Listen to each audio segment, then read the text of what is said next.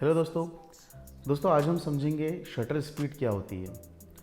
बहुत से आप लोगों के इतने सवाल आते हैं मेरे पास कि हम फ़ोटो खींचते हैं तो थोड़ी शेकिंग फ़ोटो आती है। बाहर धूप में अगर फोटोग्राफी करते हैं तो बहुत ज़्यादा लाइट आ जाता है, कभी कभी लाइट बहुत ज़्यादा कम हो जाता है, और अंधेरे में फ़ोटोग्राफी करते हैं तो लाइट बहुत ज़्यादा कम हो जाता है। तो इन सब चीज़ों को मेंटेन करने के लिए शटर स्पीड बहुत ज़्यादा उसको सीखना समझना बहुत ज़्यादा ज़रूरी होता है। अब शटर स्पीड एक्चुअली में होती क्या है मैं आपको समझा देता हूँ। आप लोगों ने कैमरा जब चालू करते हैं, कैमरे चालू करने के ऊपर आपको दिखता होगा 1/50, 1/160, 1/200, किसी कैमरे में नीचे भी लिखा देता है लेफ्ट हैंड साइड पे। तो ये जो 1/60, 1/30, 1/50, 1/60, 1/80, ये सब चीज़ क्या होती है? इसको बोलते हैं शटर स्पीड। कैमरे का जो शटर होता है उसके पीछे एक सेंसर होता है। अब क्या होता है कि जब भी शटर खुलता है सेंसर पे इतनी लाइट गिरती है और वो उतनी इमेज को कैप्चर कर लेता है और तुरंत शटर बंद हो जाता है। अब इस स्पीड को मेंटेन करने के लिए आपको उस शटर स्पीड को चेंजेस करना पड़ता है। ठीक है। अब अगर आपने जितना आप 1/50 या 1/30 या 1/20 जितना आप कम शटर स्पीड रखोगे उतनी देर तक जो शटर होता है, लेंस जो सेंसर का जो शटर होता है वो खुला रहेगा और उतनी देर बाद उसको बंद हो जाएगा। जैसे एग्जांपल के लिए मैं आपको बताता हूँ, जैसे आपने 1/200 अगर शटर स्पीड रखी है तो वो शटर क्या करेगा कि तुरंत खुलेगा तुरंत बंद हो जाएगा।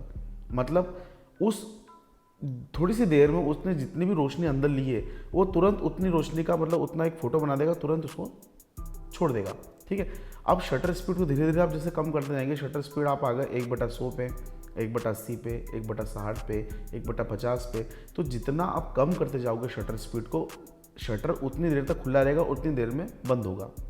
मतलब जितना आप शटर स्पीड को कम करते जाओगे, शटर जैसे मान लो आपने 120 1/20 रखा या 1/30 रखा, तो उतनी देर के लिए शटर खुला रहेगा, तुरंत बंद करेगा। मतलब उतनी ज़्यादा लाइट सेंसर को मिलेगी और सेंसर फोटो खींच देगा। अब ये होता है कि जब भी आप आउटडोर में फ़ोटो शूट करने जाते हैं तो आपको अगर जैसा लगता है कि आपने एक फ़ोटो कैप्चर कर लिया किसी ऑब्जेक्ट का और वो उसमें अंधेरा आ रहा है फ़ोटो के अंदर, सनलाइट में भी अगर आप फोटो खींचे तो अंधेरा आ रहा है, तो उसका रीज़न क्या होता है कि आपने शटर स्पीड को बहुत ज़्यादा बढ़ा रखा है। मतलब शटर बहुत जल्दी खुलता है, तुरंत बंद हो जाता है। मतलब इतना लाइट वो सेंसर पे नहीं जा पा रहा है और वो थोड़ी सी अंधेरे वाली फ़ोटो खींच देता है। तो आप उसके लिए क्या करते हो कि थोड़ा वो शटर स्पीड को कम कर देते हो और जब फ़ोटो खींचते हो तो बहुत ज़्यादा लाइट उसके अंदर आ जाता है।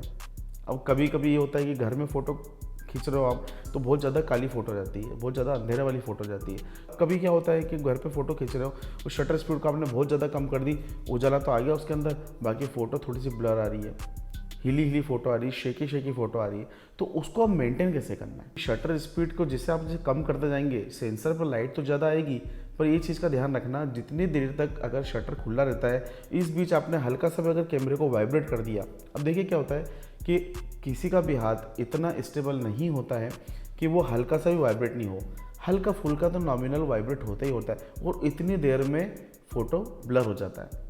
ठीक है। अगर आप शटर स्पीड बहुत ज़्यादा रखोगे तो क्या होगा कि फ़ोटो शटर खुल के तुरंत बंद हो जाता है, तो फोटो तुरंत वो जब कैप्चर कर लेता है, इस बीच अगर आपका हल्का सा हाथ भी शेक होता है तो वो ज़्यादा काउंटिंग में नहीं होता है। फिर दोस्तों आपके मन में एक सवाल ये आता होगा, यार मेरे लेंस के अंदर स्टेबलाइजेशन का ऑप्शन दे तो रखा है, कैसे शेकिंग फ़ोटो आ सकती है?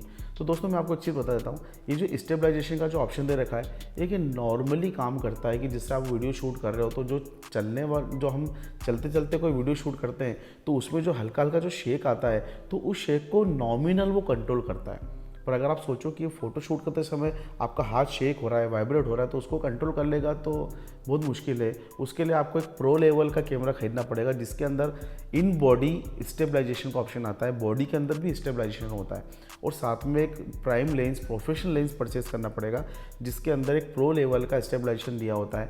अब उससे अगर आप शूट करोगे तो काफ़ी हद तक आपको फ़र्क पता चल जाएगा कि अगर मैं शटर स्पीड को कम भी कर रहा हूँ, अगर उसको मैं फ़ोटो कैप्चर करता हूँ तो उसमें हल्की फुल्की वाइब्रेशन का असर नहीं होता है।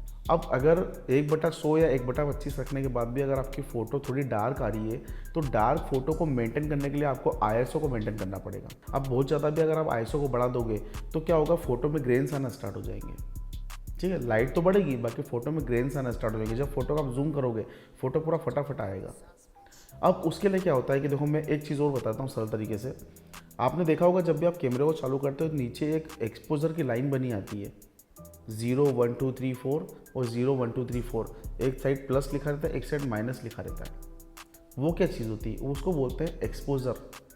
वो एक्सपोजर को मेंटेन करने की लाइट होती है। अब देखो शटर स्पीड को कैसे कंट्रोल करना मैं आपको बहुत आसानी से समझा देता हूँ। अब जब भी आप फ़ोटो कैप्चर कर रहे हैं, देखो आईएसओ को आपने अगर फिक्स कर लिया है कि मेरे को आईएसओ बहुत ज़्यादा नहीं करना है, आप ज़्यादा से ज़्यादा आईएसओ को आप 400 या बहुत ज़्यादा 800, इससे ऊपर आप आईएसओ को मत लेके जाना। अगर आप धूप में फ़ोटो कैप्चर कर रहे हैं तो आप 100 या 125 तक का आईएसओ रख सकते हैं, इससे ज़्यादा मत रखना, नहीं तो फ़ोटो बहुत ज़्यादा लाइट आ जाएगा फ़ोटो के अंदर, बिल्कुल सफ़ेद जग फ़ोटो आएगी। उसके बाद आप शटर को कैसे मेंटेन करना बता देता हूँ। आपको शटर को इतना घुमाना है जब जो एक्सपोजर की लाइट है वो बिल्कुल सेंटर में आ जाना चाहिए। जो नीचे जो एक्सपोजर की लाइन चल रही है, जैसे मैंने आपको बताया है, एक स्केल बना हुआ आता है, एक साइड प्लस लिखा आता है, एक साइड माइनस लिखा हुआ आता है, और 1 2 3 4 और 1 2 3 4 आता है, और बीच में 0 लिखा हुआ आता है। तो जो ये जो इसको पट्टी को क्या बोलते हैं? एक्सपोजर सेटिंग करना बोलते हैं। तो उस एक्सपोजर को आपको बिल्कुल सेंटर में रखना, 0 पे लाइन आना चाहिए उसकी, उतना आपको आपकी शटर स्पीड को सेट करना है। अगर लाइन इसकी इधर उधर जाएगी, प्लस की साइड जाएगी तो आपकी फ़ोटो के अंदर बहुत ज़्यादा लाइट आएगा, और माइनस की साइड जाएगी तो आपके फ़ोटो के अंदर अंधेरा आना स्टार्ट हो जाएगा।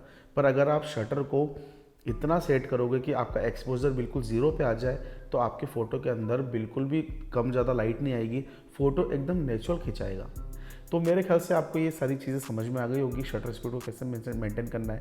इसके बावजूद भी अगर कोई दिक्कत आती है तो आप मुझे कमेंट कर सकते हैं, मैं पूरी कोशिश करूँगा उसका रिप्लाई करने की। आई होप आपको आज का वीडियो पसंद आया होगा, और इतनी देर तक आपने वीडियो को देखा है तो सही सी बात है, आपको वीडियो पसंद ही आया होगा। एक लाइक तो बनता है यार। अगर आपको वीडियो पसंद आए तो प्लीज़ लाइक करो, और दोस्तों में शेयर भी ज़रूर करो। और इसी टाइप की बहुत सारी वीडियोस देखने के लिए आप हमारे चैनल को सब्सक्राइब भी कर सकते हो, जिससे आपको नए नए हमारी वीडियोस के नोटिफिकेशन जल्द से जल्द मिलते जाएंगे, और हमारी वीडियो को आप देख सकते हो। तो आज के लिए सिर्फ इतना ही था दोस्तों। नेक्स्ट वीडियो के लिए आप बिल्कुल बने रहिए। अब तक के लिए बाय बाय, टेक केयर।